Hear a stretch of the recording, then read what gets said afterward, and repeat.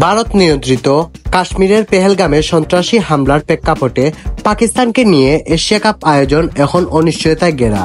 সাবেক ভারতীয় ক্রিকেট কিংবদন্তি সুনীল গাভাস্কার মনে করেন, এমন পরিস্থিতিতে পাকিস্তান দল এশিয়া কাপে অংশ নেবে না।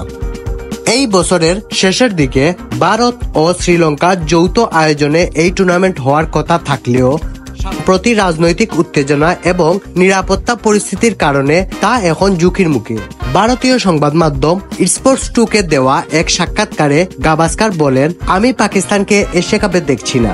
তিনি আরো বলেন, বিসিসিআই সবসময় ভারত সরকারের নির্দেশে অনুসরণ করে এবং এক্ষেত্রেও তারা ব্যতিক্রম হবে না।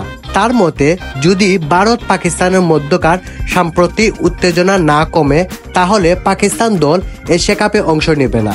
বিসিসিআই সবসময় সরকারের সিদ্ধান্ত অনুসরণ করে।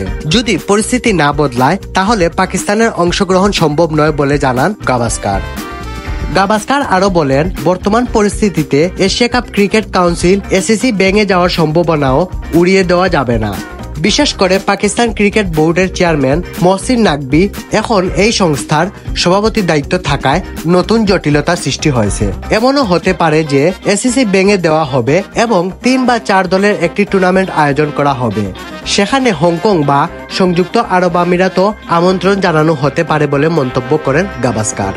তার মতে, যদি এসিসি থেকে ভারত নিজেকে প্রত্যাহার করে নেয় তবে অন্য দেশগুলোকে নিয়ে স্বতন্ত্র একটি 4 বা 5 দলের টুর্নামেন্ট আয়োজন করা সম্ভব। সেই টুর্নামেন্টে বাংলাদেশ, শ্রীলঙ্কা বা আফগানিস্তানও হতে পারে, যদিও আয়োজক হিসাবে থাকবে ভারতই।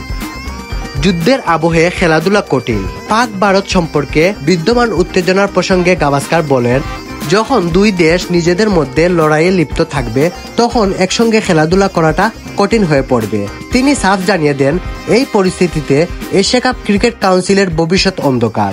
পেহেলগামে সন্ত্রাসী হামলার পর বিসিসিআই সহসভাপতি রাজীবও জানান, ভারত কখনোই পাকিস্তানের সঙ্গে দ্বিপাক্ষিক সিরিজ খেলবে না।